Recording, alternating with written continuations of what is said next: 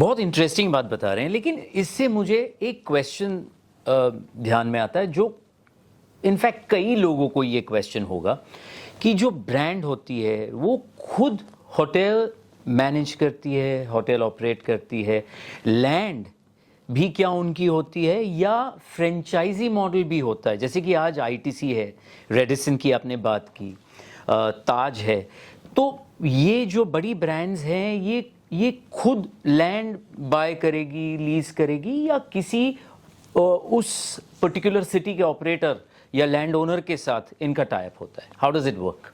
सो रशेश जी, पहले ऐसा हुआ करता था कि जब कोई भी होटल आती थी, जैसे कि ताज आती थी, तो वो सब उनका खुद का होता था। लैंड भी उनकी बॉट आउट होती थी, बिल्डिंग भी उनकी होती थी, and the hotel used to operate as a Taj property, for example, like the one we have in Colaba.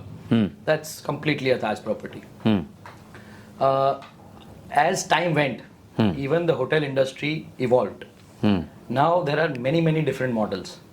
For example, like you said, there's a franchise model in which the hotel as a brand gives out its franchisee, in which it gives only the name and the brand standardizations.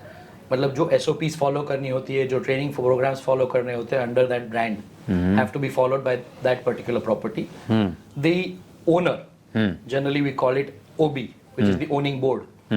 The owning board may be any individual or any entity who's not from the industry or a part of the industry like myself, can come in, do its investment, take the brand's name and follow its SOP. Then there's a third model in which it's called the management franchise model, in which the brand comes in not only with its name, but also with its expertise and its top tier manpower. For example, they deploy their general managers, which come from their internal whole structure. They also deploy sometimes UFC, which is called the unit finance controllers. And there's a synergy between the owning board and the hotel brand, where both work towards the property that they've developed. A certain royalty is demanded by the said brand, and the ownership onus is completely on the owning board. So there are these kind of major models that are followed.